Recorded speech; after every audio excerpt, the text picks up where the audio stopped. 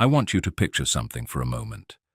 A quiet room, early in the morning, doing something small and ordinary, the kind of thing you've done 1,000 times without thinking about it. It's not dramatic. Nobody's crying. Nothing's on fire. There's no emergency to point to. It's just quiet. The kind of quiet that used to mean peace, and somewhere along the way started meaning something closer to absence. That's the moment I want to start with, because I think more people are living inside a version of that moment than most of us are willing to say out loud. I want to pause here for just a second, because I know some of what I've just described might be landing close to home for some of you, and I don't want to rush past it. If any part of this is resonating, take a moment, sit with it. There's no need to have an answer right now. But if you're the kind of person who finds these stories useful, who likes hearing how other people actually got through the parts of life that don't come with instructions, I'd really appreciate it if you hit subscribe before we go any further, because there's a lot more of this story left, and honestly, a lot more stories like it waiting after this one. It genuinely helps more than you'd think, not in some abstract algorithm sense, though sure, there's that too, but in a more direct way. It tells me these stories are actually reaching people, actually landing somewhere, and that keeps me motivated to keep telling them honestly instead of dressing them up.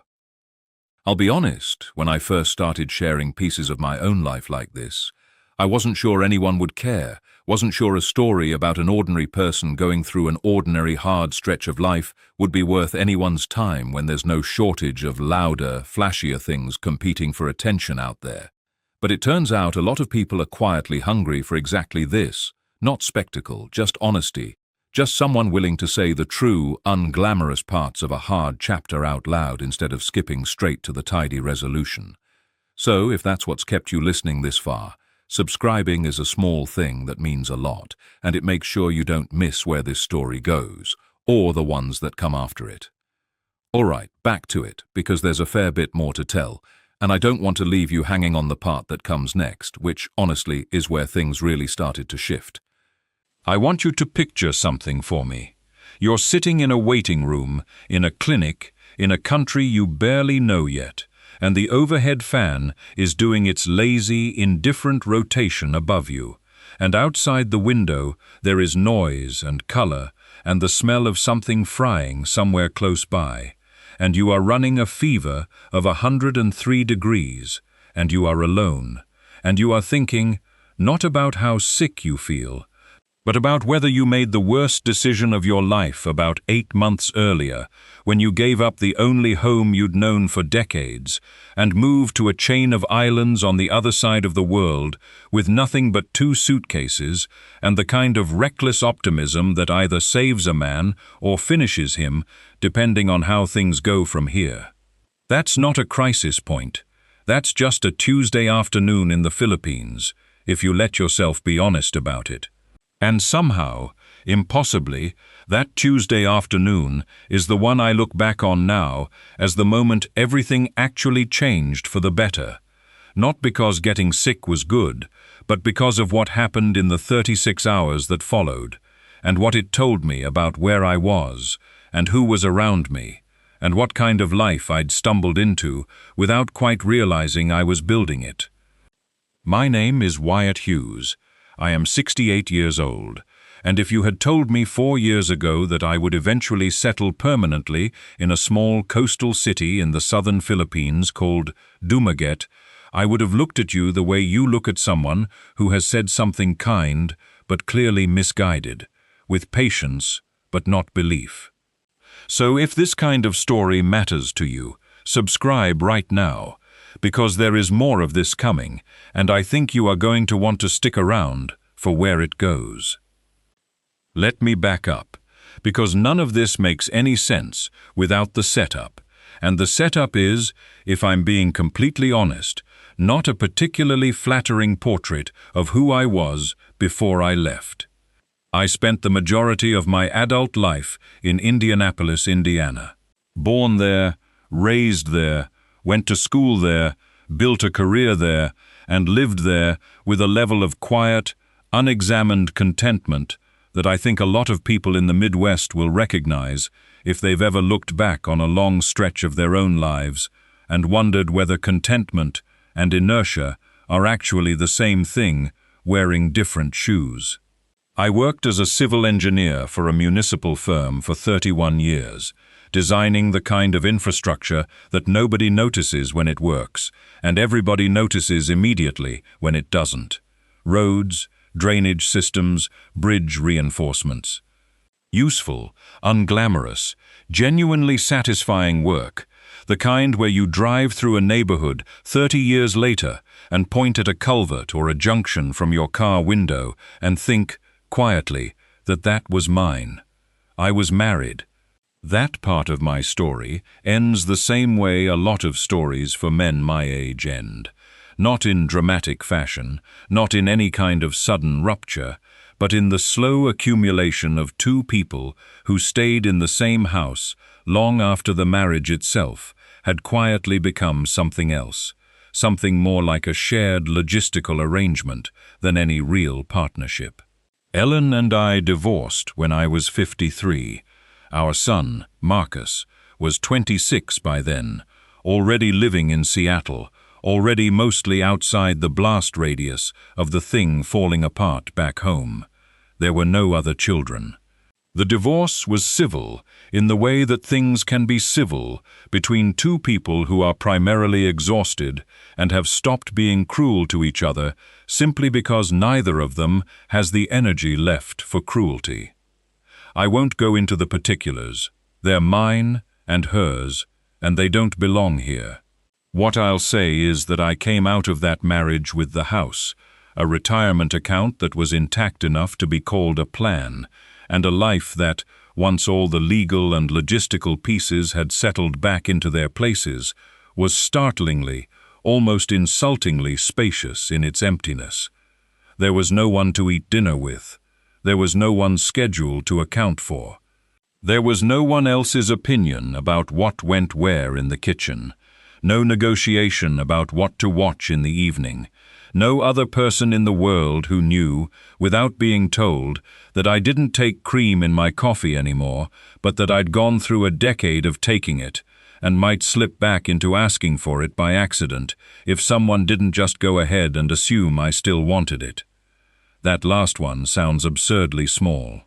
I know it sounds small, but there is a specific kind of loneliness that lives in the small things, in being new to everyone in every room for the rest of your life, in having to explain your habits to every person you meet, because the one person in the world who'd simply absorbed them over years and stopped needing explanations is now in a different apartment across town, probably learning someone else's habits with the same gradual, unconscious fluency.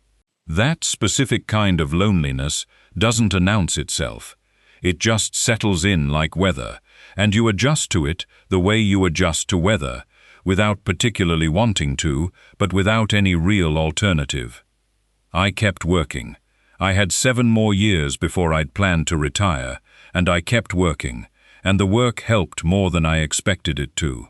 There is something profoundly useful in a bad stretch of life about having somewhere to be at 7:30 every morning.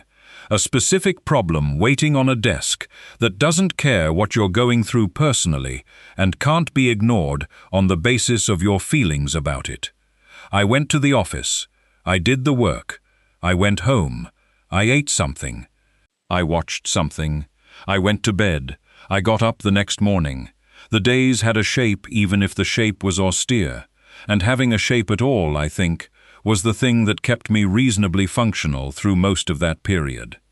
But there was something building in me during those 7 years that I didn't have a name for at the time. I only recognized it later, after it had already done what it was going to do, which was push me out the door of a life that was, by any objective measure, perfectly fine, perfectly stable, perfectly good, and somehow, in aggregate, completely insufficient, for reasons I couldn't quite articulate out loud without sounding ungrateful for things a lot of people never got to have. What it was, I think, was the awareness that I was running down the clock on something. I don't mean in any dramatic or morbid sense. I mean the practical, actuarial sense that at 53, having exited a 30-year marriage and kept working and kept the house and settled back into a routine that looked sustainable from the outside, I had, if I was lucky, somewhere between 25 and 35 years still in front of me. And I was spending them the way you spend money you've forgotten you still have. Just letting them pass through my hands without any particular accounting for where they went. I retired at 61, 2 years ahead of my original plan, because the firm went through a round of voluntary early retirement packages that were good enough that only a stubborn man or a man who genuinely loved the work would have turned one down. I didn't love the work enough to turn it down. I took the package. I had one last week in the office, cleared my desk, shook hands with people I'd worked alongside for decades, and drove home on a Friday afternoon to a house that had no particular opinion about whether I ever came back to anything or not. That first year of retirement was the loneliest year of my life, and I say that, having already survived the divorce, which I would have predicted would hold that title permanently. The divorce at least had its own gravity, its own emotional weather, the anger and the grief and the paperwork, and the logistical chaos of separating two lives that had been legally and financially entangled for nearly 3 decades. Retirement had none of that.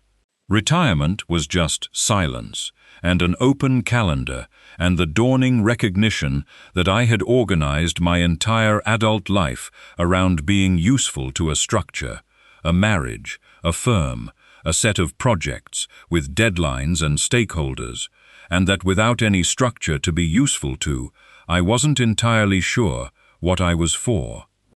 I took up golf. I want to say that clearly and without any defensiveness. Because taking up golf at 61, when you have too much time and not enough company, is the most predictable thing a retired man in my position could possibly have done. And I did it without a trace of originality. I played 3 times a week for about 4 months, and then stopped, because it turned out that golf, while perfectly enjoyable in the abstract, requires either your own genuine passion for the mechanics of it, or a group of people you actually want to spend 4 hours outdoors with, and I had neither. The guys I played with were fine. They were pleasant, ordinary men with their own quiet lives and their own small talk, and none of them were people I would have chosen as friends from a standing start, which made every round feel like an extended professional networking event I hadn't been told I needed to attend. I read a lot. That one stuck, at least. I'd always read when I had the time, and retirement gave me all the time, and so books became the genuine constant of those early years in a way that golf never did. I read history and biography and, increasingly, travel writing, the kind where someone goes somewhere impractical and strange and comes back with a report that reads less like journalism and more like a letter from a life you hadn't previously considered available to you. Bill Bryson, Jan Morris, Paul Theroux, a whole shelf of people who had gone somewhere and described it with enough texture that you could stand inside the description and feel, briefly, as though you were somewhere other than your living room in Indianapolis, with the particular afternoon light coming in through windows you'd been looking through for a long time without seeing much new. It was the travel writing that planted the thing. Not any specific book, not any single passage, just the cumulative weight of all those pages, the slow build of evidence that the world was considerably larger and stranger and more alive than the portion of it I had occupied for 61 years, and that the portion I had occupied, while not exactly wrong for me, was perhaps no longer the most honest answer to the question of who I actually was, or what I actually wanted from whatever time was left. My son Marcus called me on a Sunday afternoon, somewhere in my 2nd year of retirement, and asked how I was spending my time, and I gave him the honest inventory, the reading, the occasional golf, the neighborhood walks, the Sunday afternoon calls with him, and the silence in between all of those things, and he was quiet for a moment, and then he said, with the particular directness he gets from a childhood spent watching his parents fail to be direct with each other, "Dad, you sound like someone waiting for something to happen to them. What is it you actually want?" I told him I didn't entirely know. He said, "That seems like the thing worth figuring out." And then we talked about something else. They came to visit eventually, and I could tell, the moment they landed, that they were nervous about exactly what they were going to find, having spent months imagining a version of my new life that was probably far bleaker than the reality actually turned out to be. I watched them do the thing I think every skeptical loved one does when they finally see something in person instead of hearing about it second-hand over occasional phone calls. The worry on their face slowly gave way, over the course of just a few days, to something closer to relief, and eventually something closer to genuine happiness on my behalf, watching me move through an ordinary day in a life that clearly had real shape and real people in it, not the isolated, uncertain existence they'd apparently been quietly picturing all along. On the last night of that visit, sitting together somewhere quiet, they said something that stayed with me long after they'd flown home. Some version of admitting they'd expected to find someone lonelier, smaller, more diminished than the person actually sitting in front of them. I told them that was more or less exactly what I'd feared finding in myself too, in those uncertain early months, and that I understood completely why they'd worried the way they had.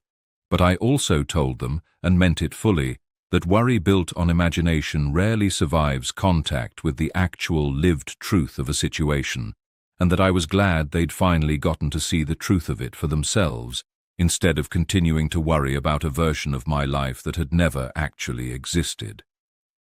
Because that's what you do when a question is too honest to stay inside for very long. But it did the thing honest questions do, which is stay with you after you've changed the subject.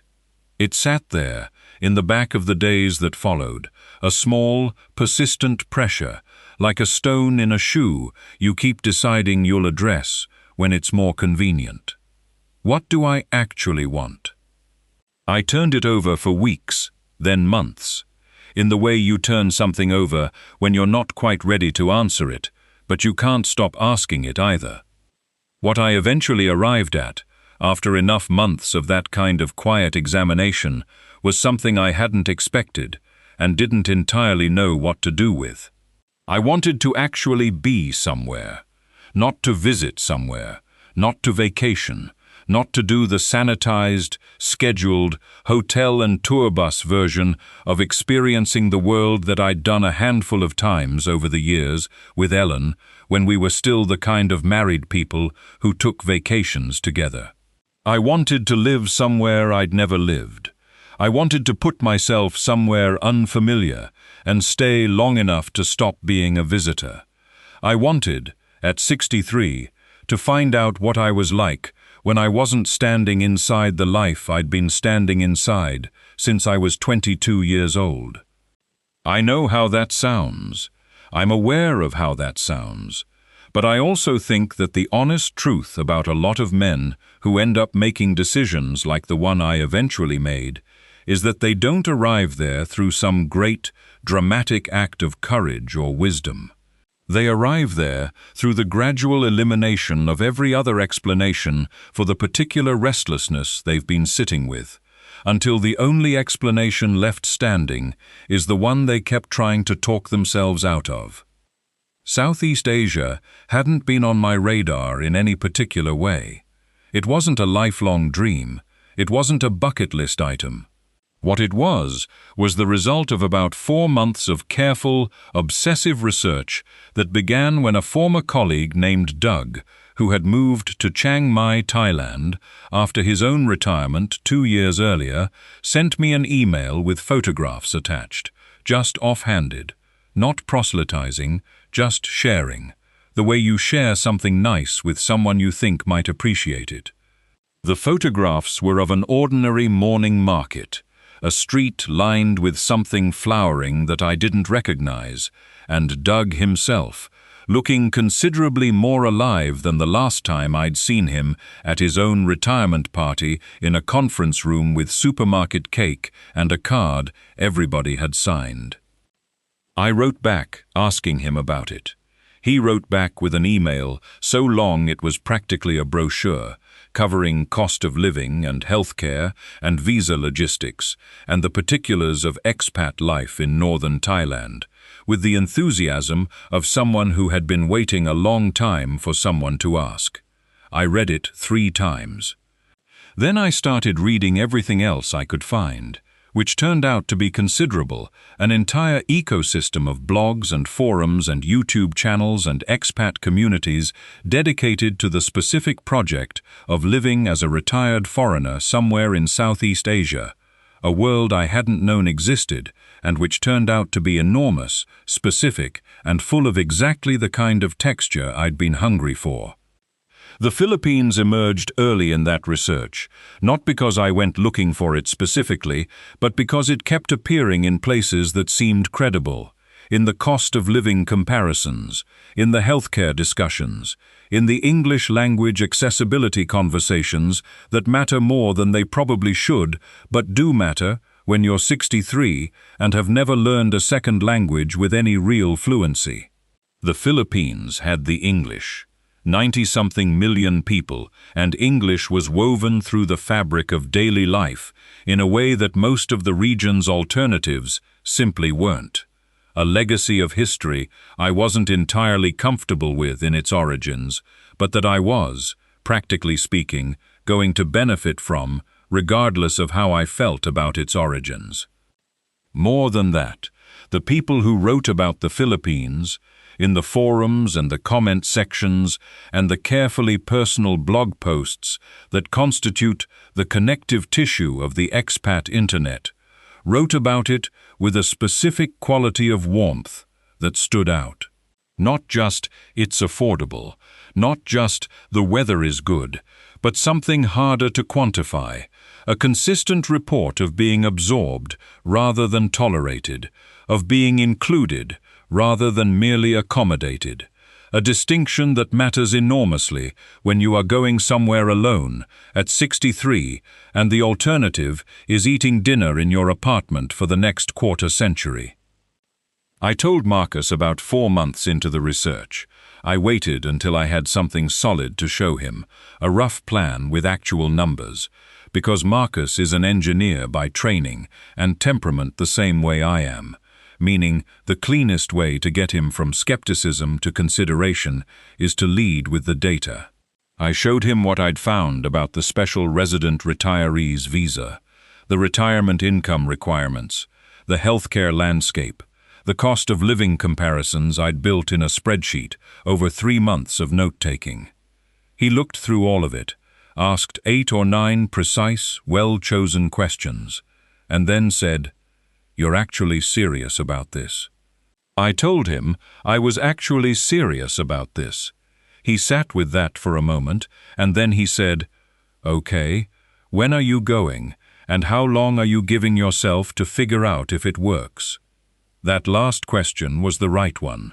The answer I gave him was a year, at least, probably more, and probably not any single city for all of it. What I told him I wanted to do first was travel the country, actually move through it, island to island, city to city, living somewhere for a month or 2 at a time, getting a real picture of what the different regions actually felt like from the inside before I committed to any one place. I had the retirement income to sustain that kind of movement without burning through savings. I had no house anymore because I'd sold it about 6 months before I had the conversation with Marcus, renting a small apartment in the interim while I sorted out the plan, a decision that had horrified my sister Janet in Ohio, and that I had made anyway because the house had been a monument to a life I was in the process of leaving behind, and I needed to stop paying to maintain it. I had 2 suitcases and a plan and the kind of specific nervousness that, I've learned since, is what the good decisions feel like before they've had a chance to prove themselves. I landed in Manila in the early morning, and the heat hit me before I'd cleared the terminal door. The specific, enveloping, almost physical heat of a tropical city that doesn't apologize for itself. And I stood in it for a moment outside arrivals with my 2 bags and my printed itinerary, and thought, with total clarity and no particular drama, that I had absolutely no idea what I was doing. Then I got into a cab and told the driver where I was going, and he asked me, in easy, accented English, whether this was my first time in the Philippines, and I told him it was, and he said, "You'll like it," with the casual confidence of someone who has been proven right about this before, and somehow that was enough to keep me moving in the direction I was already going. Manila was its own education, and a necessary one, I think, before everything else that came after, because Manila at full force, Manila in all its noise and density and startling beauty, tucked inside the chaos, sets a kind of baseline for everything you encounter later. Nothing in the rest of the archipelago makes quite as much sense if you haven't stood inside Manila for a while first. Let it teach you what the country is capable of at full volume. I spent 3 weeks there, mostly in and around Intramuros, the old walled city, and along the bay in the evenings where the sunsets happen, with a theatrical extravagance that you'd suspect of being performed for the tourists if you didn't see the locals stopping to look too, just as captured by the same light they must have seen 1,000 times before. I ate everything I could find. I want to say that simply and without qualification. I ate from street carts and neighborhood carinderias and sit-down restaurants and a couple of places that were nothing more than a woman with a setup on a sidewalk and a line of people who clearly knew something worth knowing. The food was revelatory in the specific sense that it was nothing like what I'd expected, which, I'll admit, wasn't much, because I'd come from a Midwest where Filipino food existed primarily in the imagination of people who'd never encountered it. I ate adobo in 6 different variations in the first 2 weeks, and understood, by the end of it, that adobo isn't a dish so much as a philosophy, a way of treating whatever you have with enough vinegar and garlic and patience that it becomes something complete and specific. I ate kare-kare, the peanut-sauced stew with the bagoong on the side, and I ate it wrong the first time because I didn't understand what the bagoong was for, and then I ate it right, and the difference was significant enough that I sat quietly for a moment at that table, just respecting it. From Manila, I went north. I spent 6 weeks spread across the Ilocos region, the narrow coastal plain between the mountains and the South China Sea, in the northwest of Luzon, a part of the country that doesn't get talked about in the same breath as Boracay or Palawan, but that left marks on me. The brick and mortar churches of Vigan, built 4 centuries ago and still standing without apology in the middle of a living town, the long Poway coastline where the sand goes dark and dramatic and the light on the water in the late afternoon is a specific quality of gold I didn't have a prior reference for. I rented a small room in Vigan for 3 weeks and walked the cobblestone streets every evening and ate bagnet, the Ilocano double-fried pork that is everything you'd expect and then more, from a woman named Lita, whose stall I found on my second day and returned to for the remainder of my stay, with the dedication of someone who has encountered something they don't want to risk not having again.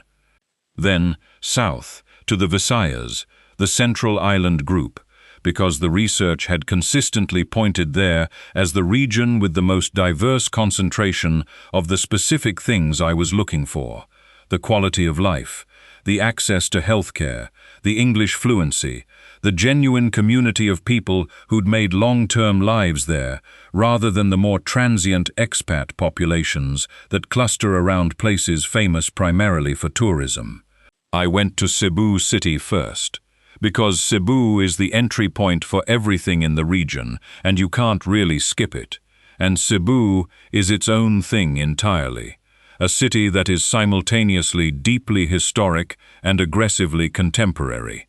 Spanish colonial churches 2 blocks from shopping malls, a waterfront that is half working harbor and half urban promenade, a food scene that argues loudly that the Visayan kitchen is the best kitchen in the country, an argument I had no particular standing to referee, but that I found thoroughly persuasive in practice. I spent a month in Cebu, then went west to the Bohol Island, then further south to Siquijor, the small island that the region's folklore has wrapped in enough mysticism that locals from other islands still regard it with a slightly protective wariness, as if the place keeps its own counsel. Siquijor was the quietest month of the whole year I spent moving through the country, and I mean that in every sense. The physical quiet of an island with limited traffic and no significant industry, and the internal quiet of a place that seems to lower the noise of whatever you brought with you when you arrived. I was not particularly mystical before I went to Siquijor, and I am not particularly mystical now that I've left it. But I will say that there is something about living for a month in a place that operates at a different frequency from everywhere you've been, that recalibrates things in ways you don't notice until you're somewhere else again, and the calibration has already happened. From Siquijor, I went to Dumaguete.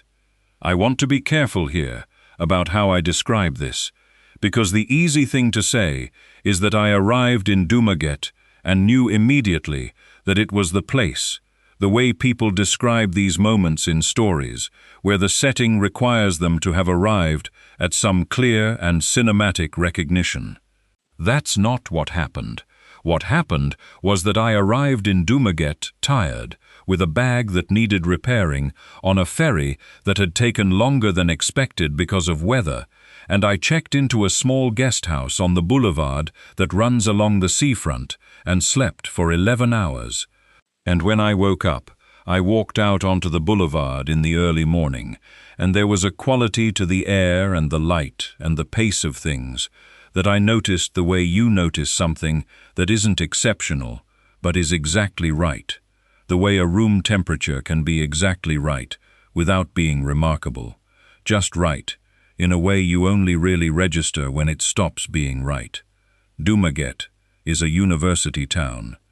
That's the thing people tell you first, because it's the most immediately visible thing. The population is young in ways that most Philippine cities of comparable size aren't, because Silliman University alone has been drawing students to this relatively small coastal city since 1901. And that history of education has accumulated over generations into a culture that is, measurably, differently textured than you find in places whose primary economic identity is something other than learning. The bookshops are real bookshops. The coffee shops are places where people actually sit and read and work. The conversations you fall into, even in passing, have a reach and a specificity that I hadn't fully expected from a city of about 140,000 people on an island most of the world has never heard of. I had planned to stay 2 weeks. I stayed 2 months. The 2-month version wasn't a decision exactly. It was more the result of the 2 weeks passing and me simply not making the arrangement to move on, which is a kind of passive decision, but a decision nonetheless. I walked the boulevard in the mornings, past the Baluarte, the old watchtower that has stood at the edge of the seafront since the Spanish colonial period, and I ate breakfast at a small place called Sans Rival, which has been making the Sylvanas that are native to Dumaguete for decades, the frozen cashew buttercream wafer cookies that are the city's most insistent culinary export, and that I will not pretend I approached with any dignity whatsoever in those first weeks. I made friends in the way you make friends, when you are somewhere long enough that the people you see every day stop being strangers and start being regulars in your life's particular rotation. There was a retired professor named Armand, who had spent his career at Silliman and who walked the boulevard every morning at the same time I did, and who, after about a week of corridor nods, simply fell into step beside me one morning and started talking about the water, which was rough that day, and didn't stop talking in any meaningful sense for the better part of 2 months.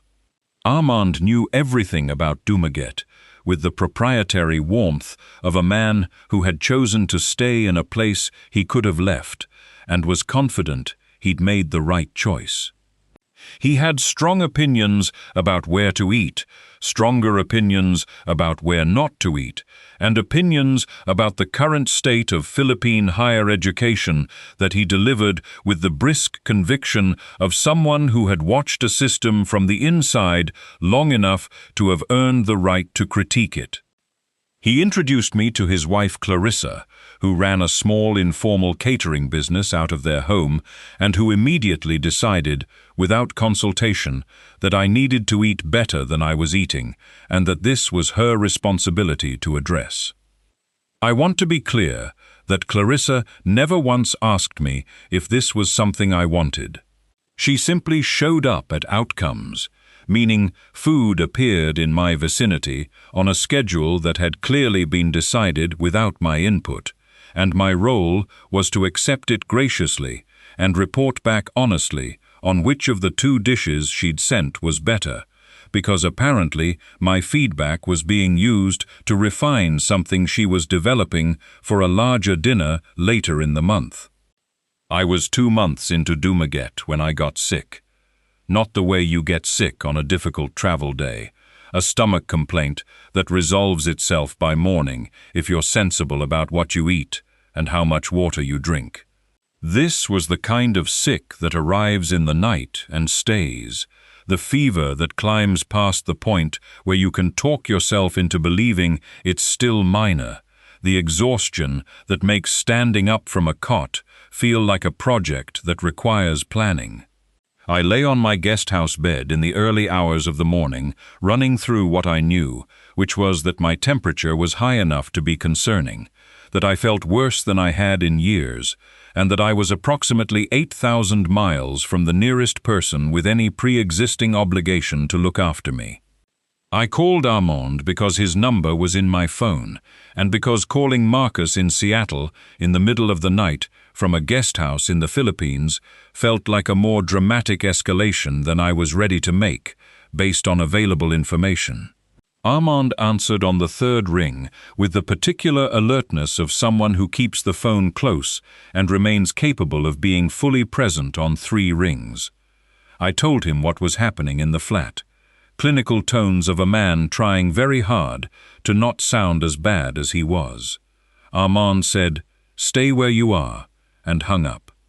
Clarissa was at my door 20 minutes later, which tells you everything you need to know about the distance between their house and my guest house, which was not short, and which she had covered at something approaching speed in the middle of the night without a word of complaint.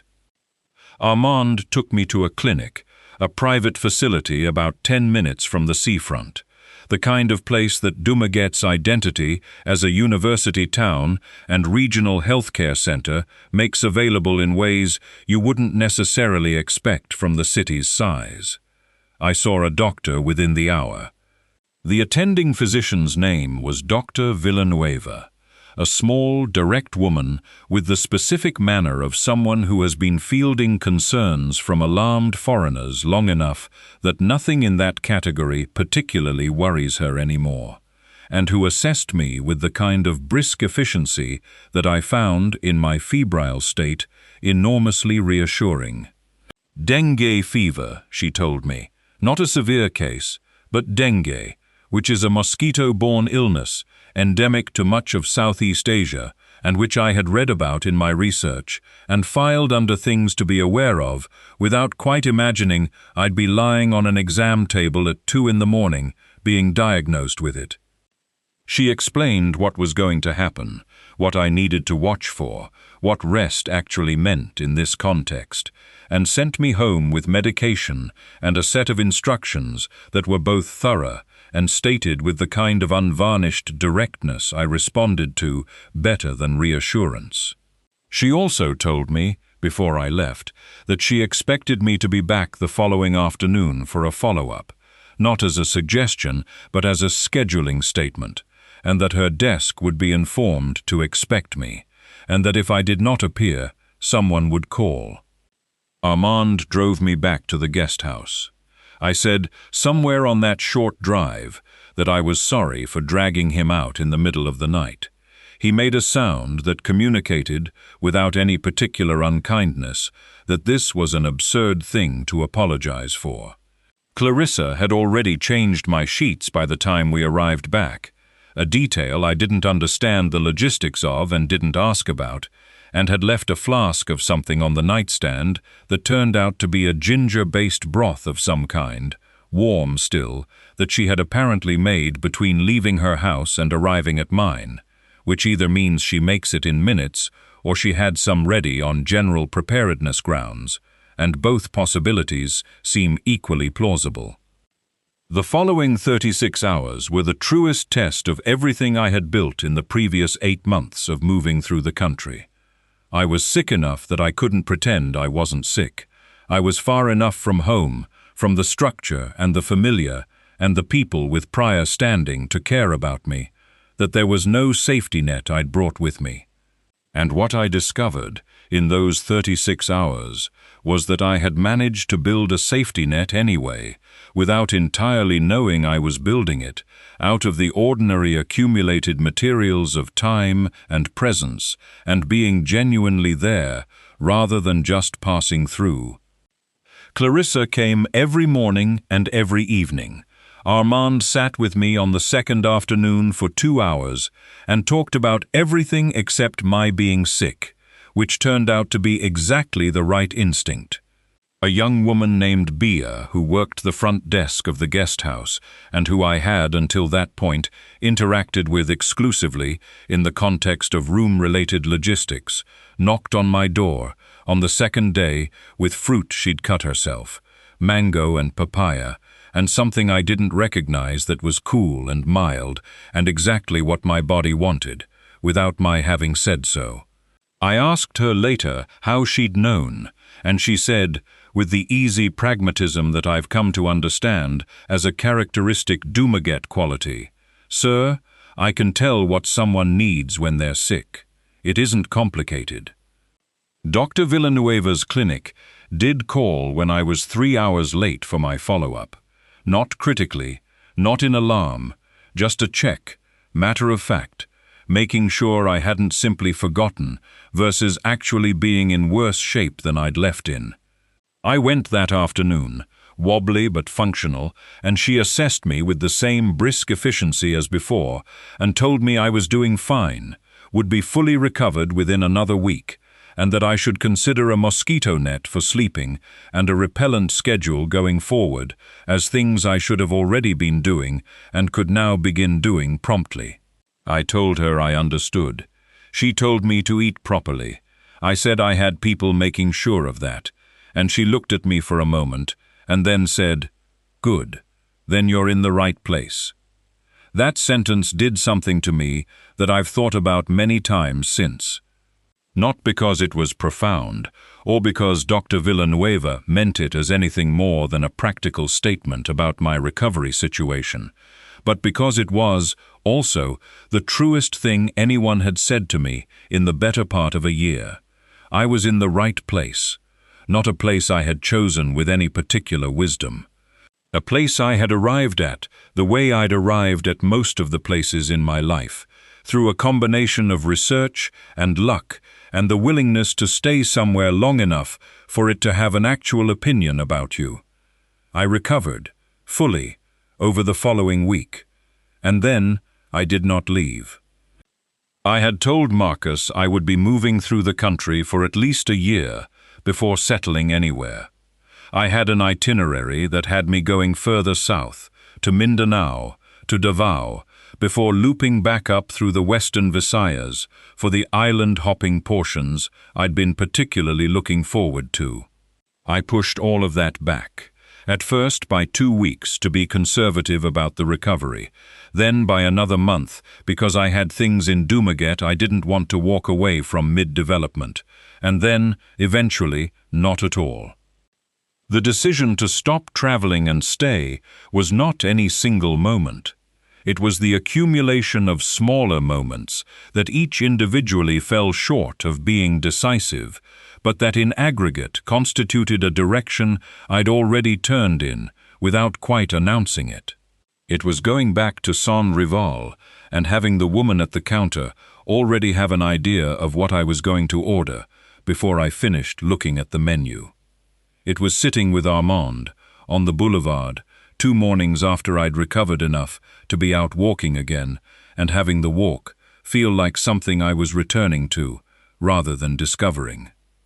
It was a conversation with Clarissa at her kitchen table one afternoon when she was testing a new dish and needed honest feedback, during which I realized that somewhere in the previous 3 months I had transitioned from a person she was looking after to a person she was including, and that those are fundamentally different relationships, and the second one is the one worth staying for. I called Marcus on a Sunday afternoon, which is our established weekly call, and I told him that I was going to stop in Dumaguete. He was quiet for a moment, and then he said, "Stop, as in stop moving," or "stop as in stop the whole thing and come back." I told him, "Stop as in stop moving." He asked how I knew this was the right place versus just the place I happened to be when I got tired of traveling. And I appreciated the question because it was the right question, the kind of question my son asks that makes me grateful he inherited the engineering mind. And I gave him the honest answer, which was that I wasn't entirely sure those were different things, and that maybe the point was that I was tired of traveling in the specific way you get tired when you've found something worth staying for, rather than in the way you get tired when you're just exhausted. He came to visit 4 months later. I want to describe that visit carefully, because it mattered more than I knew how to tell him at the time. Marcus is 41, precise, careful, constitutionally skeptical of anything he hasn't personally verified, which are traits I recognize from myself and admire in him, even when they are directed at me. He arrived prepared to be observant. He walked the boulevard with me that first morning with the specific attentiveness of someone compiling data. He met Armand and engaged him in a conversation about Philippine higher education and Southeast Asian economic development that lasted for 2 hours, and that I suspect both of them would have extended further if we hadn't had somewhere to be. He met Clarissa and ate 2 full servings of everything she put in front of him, and asked detailed questions about 2 of the dishes that made her laugh, and explain with the particular enthusiasm of someone who doesn't often get asked the specific questions they most want to answer.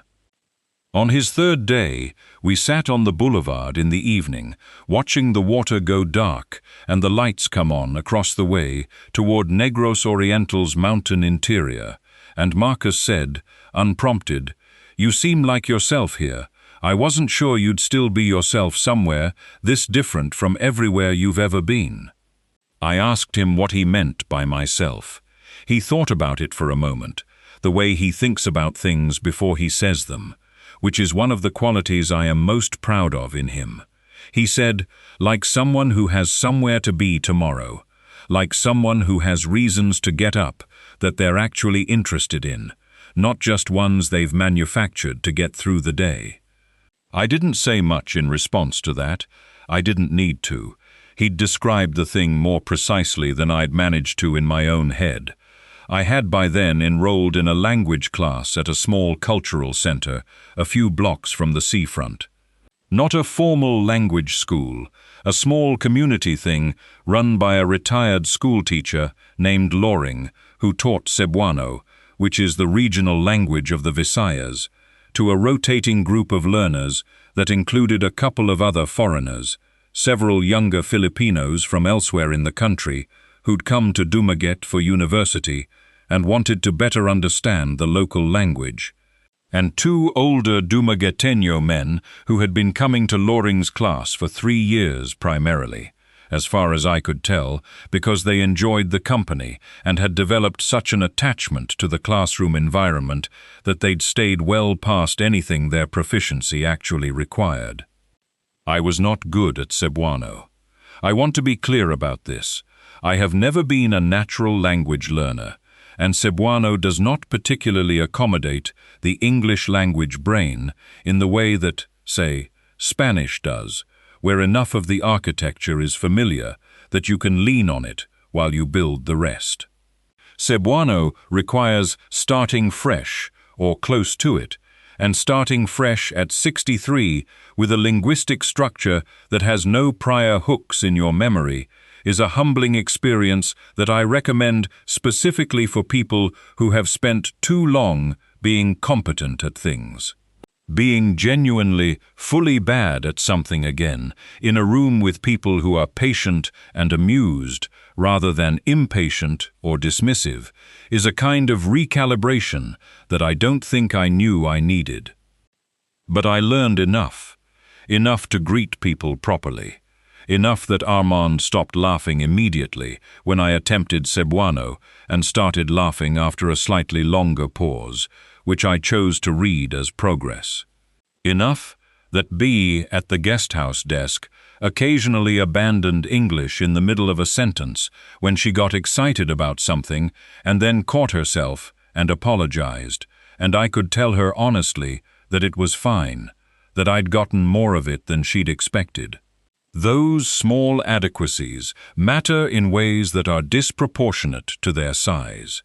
They are the evidence that you're not just living alongside a place, but actually trying to live inside it. And people respond to that attempt with a generosity that has nothing to do with whether you're actually good at it. I rented a proper apartment. That was the formal declaration, I think. The practical act that made the decision real, in the way decisions become real when they cost something tangible. The apartment is on a quiet street about 3 blocks from the boulevard, a 2-bedroom unit on the 3rd floor of a small building with a narrow balcony that looks out over a stand of trees and, if you lean, a sliver of the sea. Monthly rent runs to a figure. These days, for the first time in longer than I'd like to admit, I wake up most mornings already thinking about the day ahead instead of just enduring it, already running through before my feet even hit the floor, whatever small thing needs doing, whoever's expecting to see me, whatever ordinary plan the day already has in motion, whether I have much of an opinion about it or not. I don't say that to suggest everything is perfect now, because it isn't, and I don't think any honest version of a story like this should pretend otherwise. There are still hard days. There's still an ache that never fully closes, and I've come to accept that it probably never will, and that this is all right, that it doesn't need fixing the way I once assumed it did. But underneath that ache, there's also now a real and steady pull toward tomorrow, something I'd lost for a long stretch of time and genuinely wasn't sure I'd get back. I did get it back, though, not all at once, and not because of any single dramatic decision, but because of a long accumulation of small, deliberate choices, each one modest on its own, that eventually added up to an entirely different life than the one I'd been quietly drowning in before.